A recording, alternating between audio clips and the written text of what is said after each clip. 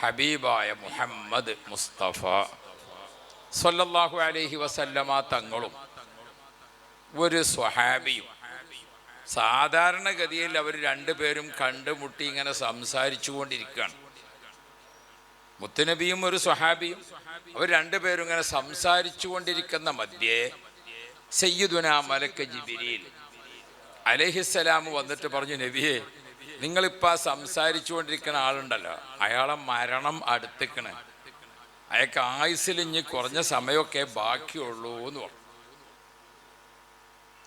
അപ്പം നബി സല്ലല്ലാഹു അലൈഹി വസല്ലം തങ്ങൾ ഉടനെ അദ്ദേഹത്തോട് പറഞ്ഞു, നിങ്ങളെ മരണസമയം അടുത്തിട്ടുണ്ട് എന്നെനിക്ക് വഹയ് കിട്ടിയിട്ടുണ്ട്.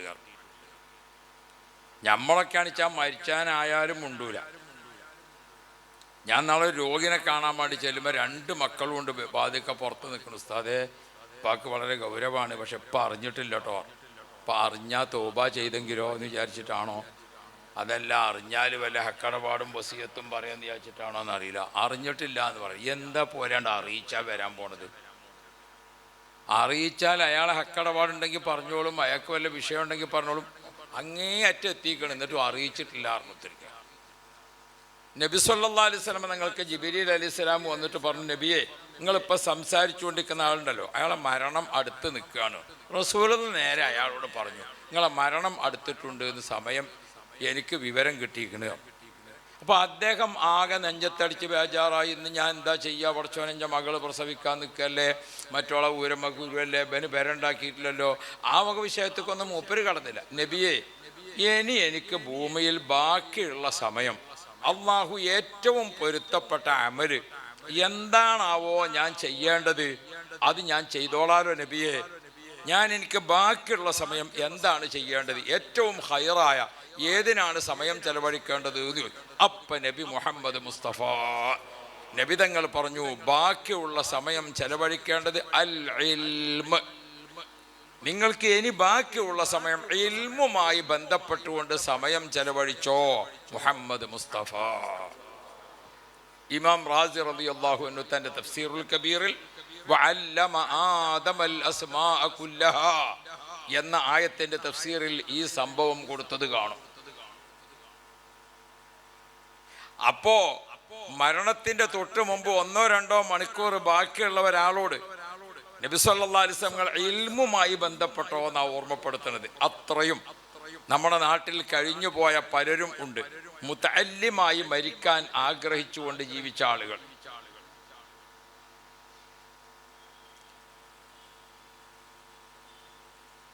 എത്രയോ ആളുകളെ ചരിത്രത്തിൽ പഴമക്കാരിൽ കാണാൻ പറ്റും. അതേ ആയത്തിന്റെ തന്നെ തഫ്സീറിൽ നമുക്ക് ഇമാം റാസി റളിയല്ലാഹു അൻഹു ഓർമ്മപ്പെടുത്തുന്ന മറ്റൊരു സംഭവം കാണാം. അദ്ദുനിയാ ബുസ്താനുൻ, ഭൂമി ഒരു പൂന്തോപ്പാണ്. ഇമാം റാസി തങ്ങൾ പറയുന്നുണ്ട്, അദ്ദുനിയാ ബുസ്താനുൻ, ഭൂമി ഒരു പൂന്തോപ്പാണ്. സുയ്യിനത്ത് ബി അർബഅത്തി അഷ്യാ, 4 ഘടകങ്ങളെ കൊണ്ടാണ് ഭൂമിയെ അലങ്കരിച്ച് സന്തോഷിപ്പിച്ച് നിർത്തുന്നത്. ഏറ്റവും പ്രധാനമായ ഒന്ന് ഇൽമുൽ ഉലമാ. ഒരു ഭൂമി കുലുക്കം ഇല്ലാതെ, ഒരു തീമയ പെയ്യാതെ, ഒട്ടാകെ ഒരാപത്ത് വരാതെ ഈ ഭൂമിക്ക് കാവലായി നിൽക്കുന്നതിൽ ഏറ്റവും പ്രധാനപ്പെട്ട ഒരു ഘടകം ഇൽമുൽ ഉലമാ. എക്കാലത്തും ഇവിടെ അള്ളാഹുവിന്റെ ദീൻ പഠിക്കുകയും പഠിപ്പിക്കുകയും ചെയ്യുന്ന ആലിമീങ്ങൾ ഉണ്ടാവണം. നിസ്കാരത്തിന്റെ ഷർത്തും ഫർളും പഠിക്കാനും പഠിപ്പിക്കാൻ, നോമ്പിന്റെ ഷർത്തും ഫർളും പഠിക്കാനും പഠിപ്പിക്കാനും, അങ്ങനെ സക്കാത്തായാലും ഹജ്ജായാലും നിക്കാഹായാലും തലാഖായാലും വഖഫായാലും സക്കാത്തായാലും സദഖയായാലും എല്ലാ വിഷയത്തിലും ഇസ്ലാമിന് കാഴ്ചപ്പാടുണ്ട്. നമ്മുടെ കയ്യിൽ വളർന്ന് വലുതായിക്കൊണ്ടിരിക്കുന്ന നഖം എപ്പം മുറിക്കണം, ഏത് വിരലുകൊണ്ട് തുടങ്ങണം, ഏത് വിരലുകൊണ്ട് അവസാനിക്കണം, കയ്യിലാണെങ്കിൽ എങ്ങനെയാണ്, കാലിന്റെ വിരലാണ് മുറിക്കുന്നതെങ്കിൽ ഏത് വിരലുകൊണ്ട് നഖം മുറിക്കണം, ഏത് വിരലിൽ അവസാനിക്കണം. നഖം മുറിച്ചു കഴിഞ്ഞാൽ വേഗത്തിൽ ആദ്യം എന്ത് ചെയ്യണം? നഖം മുറിച്ച കൈ കഴുകുന്നതിന് മുമ്പ് മാന്താനും ബാക്കളേനും പാടില്ല. നഖം മുറിച്ച കൈ കഴുകുന്നതിന് മുമ്പ് ഭക്ഷണം കഴിക്കാൻ പാടില്ല. അങ്ങനെ തുടങ്ങിയിട്ട് ആരോഗ്യവശവും അതിൻ്റെ മറ്റും ചേർന്നുകൊണ്ട് പഠിപ്പിക്കുന്നതുണ്ടാവണം. നഖം മുറിക്കുന്നത് മുതൽ ആട്ടുതൊട്ടിൽ മുതൽ മയ്യത്ത് കട്ടിൽ വരെ നീണ്ടു കിടക്കുന്ന ജീവിതത്തിൻ്റെ എല്ലാ രഹസ്യങ്ങളിലും പരസ്യങ്ങളിലും, എല്ലാ സന്തോഷത്തിലും ദുഃഖത്തിലും, എല്ലാ ഇരുട്ടിലും വെളിച്ചത്തിലും, എല്ലാ വെന്റിലേറ്ററിലും മണിയറയിലും, എല്ലാ ICUവിലും പട്ടുമത്തയിലും അല്ലാഹു അല്ലാഹ്. ഇത് പഠിപ്പിക്കാൻ നാട്ടിൽ ആലിമീങ്ങൾ വേണം. ഭൂമിയിലെ ജനങ്ങൾക്ക് സമാധാനപരമായ ജീവിതം ലഭിക്കണോ? അദ്ദുന്യാ ബുസ്താനുൻ, ഭൂമി ഒരു പൂന്തോപ്പാണ്. ആ പൂന്തോപ്പിനെ നിലനിർത്തുന്നത് 4 ഘടകങ്ങളിൽ ഏറ്റവും പ്രധാനം ഇൽമുൽ ഉലമാ, ദീൻ പഠിക്കുകയും പഠിപ്പിക്കുകയും ചെയ്യുന്ന ആലിമീങ്ങൾ ഇവിടെ ഉണ്ടായേ മതിയാകൂ. ഏറ്റവും പ്രധാനപ്പെട്ട രണ്ടാമത്തത് അദ്ലുൽ ഉമറാ എന്നാണ്, നീതിമാന്മാരായ ഉമറാക്കൾ. നീതി എന്താണ്, അനീതി എന്താണ്, അത് പഠിപ്പിക്കണമെങ്കിൽ ആലിമീങ്ങൾ വേണം. അപ്പോൾ ഉമറാന്റെ നീതിയാണ് രണ്ടാമത്തതെന്ന് പറഞ്ഞാൽ അതുണ്ടാകണമെങ്കിലും ഏത് വേണം? ആലിമീങ്ങൾ വേണം. അല്ലാഹു റബ്ബി അമാനത്തു തുജാർ, സത്യസന്ധരായ കച്ചവടക്കാർ വേണം. സത്യസന്ധരായ കച്ചവടക്കാർ. നസീഹത്തുൽ മുഹ്തരിഫീൻ, ചതിയും വഞ്ചനയും നടത്താതെ ജോലി ചെയ്യുന്ന ആളുകൾ. ഒരു ഉടമസ്ഥൻ ഒരു ജോലിക്ക് വിളിച്ചാൽ നമുക്ക് വേണ്ട കൂലി പറയാം, പക്ഷെ ആ കൂലിക്കനുസരിച്ച് നിശ്ചിത സമയത്ത് പണിയെടുക്കണം. അപ്പൊ പിന്നെ മൊബൈൽ വിളിച്ചിട്ടും വേറുള്ളത് ചെയ്തിട്ടും അങ്ങോട്ടാക്കിയിട്ടും ഇങ്ങോട്ടാക്കിയിട്ടുമല്ല. 10 തെങ്ങ് കയറാൻ വേണ്ടി പറഞ്ഞിട്ട് 8 കയറിയിട്ട് 10 കയറി എന്ന് പറയലല്ല. ഇന്ന നാട്ടിലൊക്കെ റബ്ബറാണ്. ഒരാൾക്ക് റബ്ബർ ടാപ്പിങ്ങിന് കൊടുക്കാൻ 400 മരമാണ്. ഓൻ ചിലപ്പോൾ 300 മരത്തിൻ്റെ അടുത്ത് എത്തിയിട്ടുള്ളൂ, കൂലി 400 വാങ്ങും. എല്ലാവരും എന്നല്ല, ഏതൊന്നിലും ജോലിയിൽ ആ ജോലി ഏൽപ്പിക്കപ്പെട്ട ആളുകൾക്ക് വേണ്ടി അത് കൃത്യമായി എന്ത് ചെയ്യണം. ഇങ്ങനെ 4 ഘടകങ്ങൾ. ഈ ബാക്കിയുള്ള 3ലും ചേർന്ന് നിൽക്കുന്നത് ആരാണ്? അതിലൊക്കെ ആലിമീങ്ങളാണ്, ഇൽമാണ്. അപ്പൊ ഇൽമുള്ള ആളുകളെ സാന്നിധ്യം ആണ് ഭൂമിയുടെ നിലനിൽപ്പിന്റെ ഏറ്റവും പ്രധാനം. നമ്മുടെ ഈ ചെറിയ ഗ്രാമത്തിൽ, നമ്മുടെ ഈ കൊച്ചു പള്ളിയിൽ 13ാമത്തെ വർഷമായി തങ്ങൾ വന്ന് താമസം തുടങ്ങി. ഈ വർഷം ഇവിടെ നിന്ന് പഠനം പൂർത്തിയാക്കിയ മക്കൾ ഉന്നത കലാലയമായ മർക്കസിലേക്കും ജാമിഅ സാദിയയിലേക്കുമൊക്കെ ഉപരിപഠനത്തിന് പോവുകയാണ്. 2 വർഷവും മറ്റുമൊക്കെ പഠിച്ച് ആ കുട്ടികൾ ഒരു പള്ളിയിൽ ഖതീബായി, ഒരു പള്ളിയിൽ മുദരിസായി, ഒരു മദ്രസയുടെ സദുറുസ്താദായി അവർ സേവനം ചെയ്യാൻ തുടങ്ങുമ്പോൾ നാട്ടുകാരെ, ഉമ്മപങ്ങന്മാരെ, എത്ര വലിയ സൗഭാഗ്യമാണ് നമുക്ക് ലഭിക്കുന്നത്. 5 നേരത്തെ ദുആയിലും അവരോടൊപ്പം നമ്മൾ നിൽക്കുകയാണ്. തറാവീഹിന്റെ 20 റക്അത്ത് നിസ്കരിച്ച ദുആയിൽ നമ്മൾ അവരോടൊപ്പം ചേരുകയാണ്. അല്ലാഹ് ഖുതുബിയത്തിന്റെ ദുആയിലും അതേപോലെ തന്നെ ഹദ്ദാദിന്റെ ദുആയിലും എന്ന് വേണ്ട, നമ്മൾ പോറ്റിയിരിക്കുന്ന ആ മക്കൾ അവർ അള്ളാഹുവിലേക്ക് കൈ ഉയർത്തുന്നുണ്ടോ അതിലൊക്കെ നമ്മളൊരു അംഗമാവുകയാണ്. ഭക്ഷണം കൊടുത്ത ഉമ്മ ഖബറിലായിരിക്കും, ഭൂമിയിൽ ദുആ ഇങ്ങനെ നടക്കുകയാണ്. ഈ സൗഭാഗ്യം ഈ നാട്ടുകാർക്ക് അള്ളാഹു നിലനിർത്തി തരുമാറാവട്ടെ. നമ്മളൊക്കെ ശ്രദ്ധിക്കണം. ഹിജ്റയുടെ 2ാം വർഷം ബദർ സമര പന്തലുമായി ബന്ധപ്പെട്ട ഏറ്റവും പ്രധാനപ്പെട്ട ചർച്ചകൾ നടക്കുന്ന സമയമാണ്. ആ കിസ്സ ആരംഭിക്കുമ്പോൾ കാണുന്നത് അംവാജുൽ ബദർ എന്നാണ്. ബദറിന്റെ അലയൊലികളും ബദറിന്റെ തിരമാലകളും മദീനയിൽ ഇങ്ങനെ നിറഞ്ഞു നിൽക്കുന്ന സമയമാണ്. ആ സമയത്ത് 13 വയസ്സിനോടടുത്ത്, 13 പൂർത്തിയായിട്ടില്ല, ഒരു കുട്ടി ഉമ്മയെയും കൂട്ടി റസൂൽ സല്ലല്ലാഹു അലൈഹി വസല്ലം തങ്ങളുടെ അടുക്കൽ വന്നു. നബി തങ്ങൾ ബദറിലേക്ക് സമരം ചെയ്യാനുള്ള യോദ്ധാക്കളെ തെരഞ്ഞെടുക്കുന്ന തിരക്കിട്ട സമയത്താണ് ഒരു 13 വയസ്സ് തികയാത്ത ഒരു കുട്ടി വന്നിട്ട് സലാം ചൊല്ലി. ഉമ്മയും കൂടെയുണ്ട്. നബി തങ്ങൾ ഇങ്ങനെ തിരിഞ്ഞു നോക്കുമ്പോൾ ആ കുട്ടി പറഞ്ഞു, നബിയെ, ബദറിലേക്കുള്ള യോദ്ധാക്കളെ കൂട്ടത്തിൽ ഒരാളായിട്ട് പട്ടാളക്കാരെ കൂട്ടത്തിലേക്ക് എന്നെ എടുക്കണം, അത് പറയാൻ വേണ്ടി വന്നതാണ് ഞാൻ, എൻ്റെ ഉമ്മയും കൂടെ ഉണ്ട്. അല്ലാഹു റബ്ബി. അപ്പൊ അക്കാലത്ത് അറബികളുടെ ഒക്കെ കയ്യിൽ പിടിക്കുന്ന ഒരു വാളുണ്ട്, അത് അവരുടെ ഒരു പതിവാണ്. പണ്ടത്തെ കാലത്ത് നമ്മളെ നാട്ടിലുള്ള കാരണന്മാരൊക്കെ അരിയിൽ ഒരു പീച്ചാങ്കത്തി ഉണ്ടാവും, അതാരും കുത്താനൊന്നുമല്ല, അത് അടക്കാൻ നാക്കാനുള്ളത്. അപ്പോ അതിപ്പോഴും യമനിലൊക്കെ പോയാൽ അത് അതേപോലെ നിൽക്കുന്നത് കാണും നമുക്ക്. ഓരോ പാരമ്പര്യങ്ങളാണ്. അറബികൾക്ക് അങ്ങനെ ഒരു വാള് കയ്യിലുണ്ടാവും. നബി സല്ലല്ലാഹു അലൈഹി വസല്ലം അങ്ങനെ നോക്കുമ്പോൾ ആ ചെറുപ്പക്കാരൻ കുട്ടിയുടെ കയ്യിലുള്ള വാള് ഓനെക്കാട്ടിലും വലിപ്പമുണ്ട്.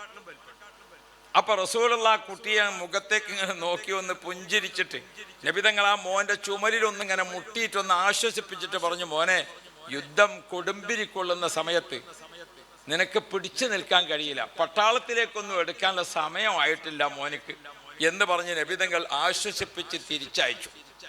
പക്ഷെ ഉമ്മയുടെ കൂടെ തിരിച്ചു പോരുന്ന ആ കുട്ടി തന്റെ കയ്യിലുള്ള വാളൊക്കെ വലിച്ചെറിഞ്ഞിട്ട് സങ്കടപ്പെട്ടു, വളരെ സങ്കടപ്പെട്ടു. എനിക്ക് മുത്തുനബിയുടെ കൂടെ ചേരാൻ പറ്റിയില്ലല്ലോ, ഞാൻ ആ പട്ടാളത്തിൽ ഒരു അംഗമായിരുന്നുവെങ്കിൽ എനിക്ക് നബിതങ്ങളോട് കൂടെ തന്നെ അങ്ങനെ കഴിയാമല്ലോ. തിരിച്ച് വീട്ടിലെത്തിയിട്ട് ആ കുട്ടിക്ക് ഒരു സമാധാനമല്ല. അന്നത്തെ SSFകാരന്റെ പ്രായം തന്നെ ആ കുട്ടിക്കുള്ളൂ.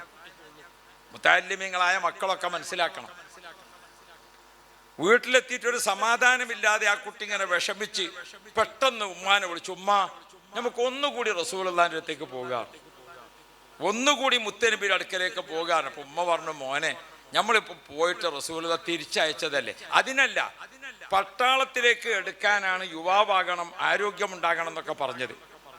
നബിതങ്ങളെ പള്ളിയിൽ മുത്തഅല്ലിമീങ്ങളുണ്ട്.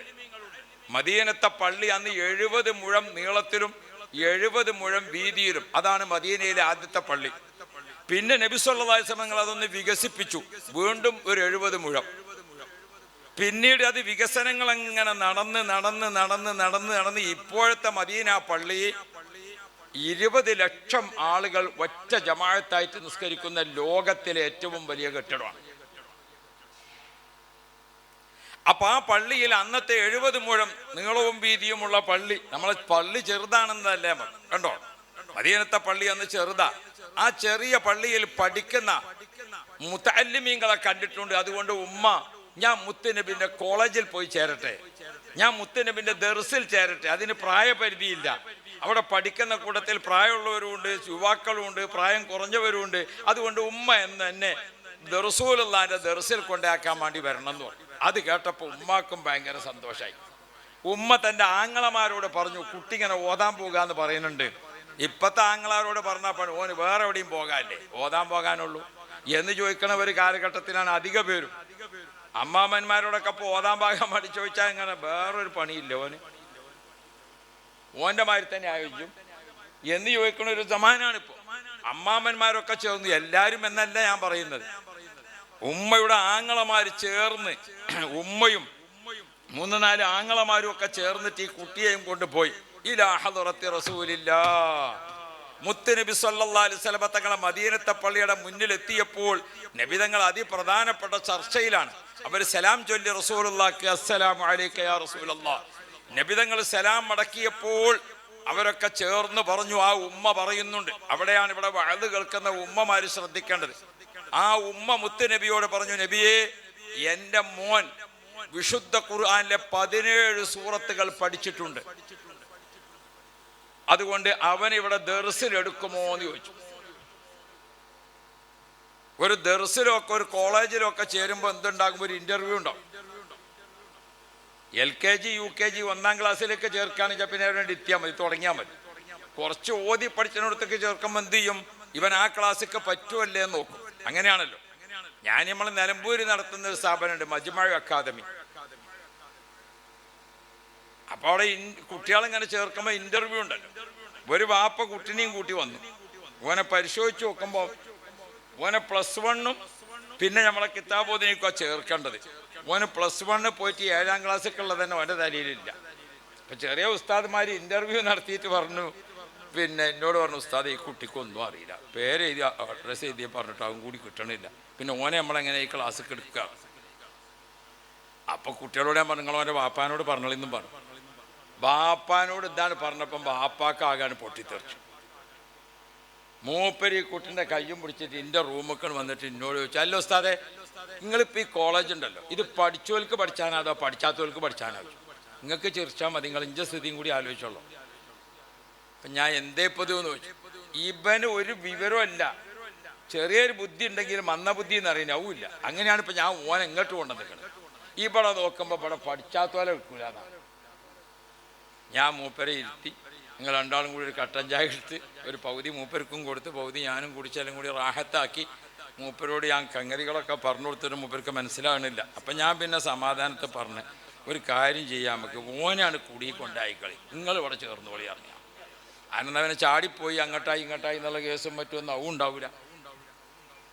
മനസ്സിലാക്കി. നമ്മളെ കുട്ടികൾ ബഹുമാനപ്പെട്ട നബി സല്ലല്ലാഹു അലൈഹി വസല്ലം തങ്ങളുടെ അടുത്തേക്ക് മോനെ ചേർക്കാൻ വേണ്ടി വന്ന മുത്തുനബിയോട് അന്ന് പറയാണ്, ഹിജ്റയുടെ 2-ാം വർഷം, നബി തങ്ങൾ മദീനത്തെത്തിയ 2-ാം കൊല്ലം, ഒരു ഉമ്മ വന്നിട്ട് മുത്തുനബിയോട് പറയാണ്, നബിയെ എൻ്റെ മോനെ ഇവിടെ ചേർക്കണം, അവന് 17 സൂറത്ത് ഖുർആനിൽ നിന്ന് പഠിച്ചിട്ടുണ്ട്, ഓൻ ഖുർആൻ ഓതും. എങ്ങനെ? കമാ ഉൻസില അലൈക്കൽ കിതാബ്, വിശുദ്ധ ഖുർആൻ നിങ്ങൾക്ക് അവതരിപ്പിക്കപ്പെട്ട മഖാരിജുൽ ഹുറൂഫും സിഫാത്തുൽ ഹുറൂഫും ഒക്കെ ചേർത്ത് എങ്ങനെയാണോ ജിബ്രീൽ നിങ്ങൾക്ക് ഓതി തന്നത്, അതേപോലെ എൻ്റെ മോൻ 17 സൂറത്ത് ഓതും നബിയേന്നു. അതങ്ങ് കേട്ടപ്പോ സഭ അത്ഭുതപ്പെട്ടു. 13 തികയാത്ത ഒരു കുട്ടി അക്കാലത്ത് മദീനത്ത് 17 സൂറത്തെ ഹിഫ്ളാക്കാന്ന് പറഞ്ഞാൽ അത് ഉമ്മ പരിശ്രമിച്ചിട്ട് കൊടുത്തതാ. നബി സല്ലല്ലാഹു അലൈഹി വസല്ലമ തങ്ങൾ ആ കുട്ടിയോട് ഓതാൻ പറഞ്ഞു. സ്വഹാബാക്കളൊക്കെ സഭയിലുണ്ട്. അല്ലാഹു റബ്ബി, ആ കുട്ടി ഖുർആൻ ഇങ്ങനെയാണ് ഓതാൻ തുടങ്ങിയപ്പോൾ 17 സൂറത്ത് ഇങ്ങനെ ഓതുന്ന സമയത്ത് അല്ലാ കേട്ട് നിൽക്കുന്ന കണ്ടു നിൽക്കുന്ന സ്വഹാബാക്കൾ രേഖപ്പെടുത്തുന്നുണ്ട്, ആ കുട്ടിയുടെ നാവിൽ നിന്ന് ചുണ്ടിൽ നിന്ന് ഖുർആനിന്റെ പദങ്ങൾ ആയാത്തുകൾ ഇങ്ങനെ ഉതിർന്ന് വീഴുമ്പോൾ അല്ലാഹു റബ്ബി, ആ കുട്ടിയുടെ മുഖത്തേക്ക് ഇങ്ങനെ നോക്കുമ്പോൾ അല്ലാഹു റബ്ബി, ആകാശപാളികൾ നക്ഷത്രങ്ങൾ ഉദിച്ചതുപോലെ ആ കുട്ടിയുടെ മുഖം, ആ കുട്ടിയുടെ കണ്ണ്, ആ കുട്ടിയുടെ ചുണ്ട്, നാവ് ഖുർആനിന്റെ കെലിമത്തുകളെ കൊണ്ട് പ്രകാശിക്കുകയാണ്. യാ റബ്ബ്, അതൊക്കെ ഓൻ്റെ പണിയാണ്, നിങ്ങൾ അതൊന്നും നോക്കേണ്ട കാര്യമില്ല. മനസ്സിലാക്കി. ഓരോന്നിനും ഏൽപ്പിക്കപ്പെട്ടവർ അതിൻ്റെ പണിയെടുക്കും. അത് തിരിച്ചേ മറിച്ചേ നന്നാക്കിയ എഴുത്തൊക്കെ ചെയ്തോട്ടെ, നമ്മളെ പണിയെടുക്കുക. എന്തെങ്കിലും ഒന്ന് കാണുമ്പോഴത്തേന് നിങ്ങൾ അങ്ങോട്ട് മറ്റോ അങ്ങോട്ട്, ഞാൻ എൻ്റെ കാര്യങ്ങളോട് ആദ്യം പറഞ്ഞേക്കണം. മനസ്സിലാക്കി. അപ്പോൾ അള്ളാഹു നമുക്ക് ഖൈർ തരട്ടെ. അപ്പോൾ ബഹുമാനപ്പെട്ട റസൂൽ സല്ലല്ലാഹു അലൈഹി വസല്ലം തങ്ങളടുക്കൽ വെച്ചുകൊണ്ട് ആ കുട്ടി 17 സൂറത്ത് ഇങ്ങനെ ഓതി തീരുന്നതോട് കൂടെ ഉമ്മ പറഞ്ഞു, നബിയെ എൻ്റെ മോനിക്ക് അറബി എഴുതാനും അറിയാവുന്നു. അതന്നത്തെ ഒരു വല്ലാത്ത അത്ഭുതമാണ്. ബദർ യുദ്ധത്തിൽ പിടിക്കപ്പെട്ടിരിക്കുന്ന ആളുകളെ റസൂലുള്ളാഹി തങ്ങൾ എഴുത്തും വായനയും പഠിപ്പിക്കാൻ വേണ്ടി ഏൽപ്പിക്കേണ്ട ആ ഒരു ഘട്ടത്തിൽ എത്തി നിൽക്കുന്ന കാലം. അപ്പൊ ഈ 13-കാരനായ കുട്ടിക്ക് എഴുതാനും അറിയാവുന്നു. നബി സല്ലല്ലാഹു അലൈഹി വസല്ലമ തങ്ങൾ ആ കുട്ടിയെ കൊണ്ട് എഴുതിച്ചു. എന്താ അറബി വാക്യങ്ങൾ, ആയത്തുകൾ എങ്ങനെ എഴുതുന്നത്? നബി തങ്ങൾക്ക് അങ്ങേയറ്റം ഇഷ്ടമായി. ഇന്റർവ്യൂവിൽ ആ കുട്ടി വലിയ വിജയം നേടി. അള്ളാഹുവിന്റെ റസൂൽ ആ കൊച്ചു മോനോട് പറഞ്ഞു, തഅല്ലം ലീ ലുഗത്തൽ ഇൻജീൽ, മോനെ നീ എനിക്ക് വേണ്ടി ഇഞ്ചീലിന്റെ ഭാഷ പഠിക്കണം. എന്താ കാര്യം?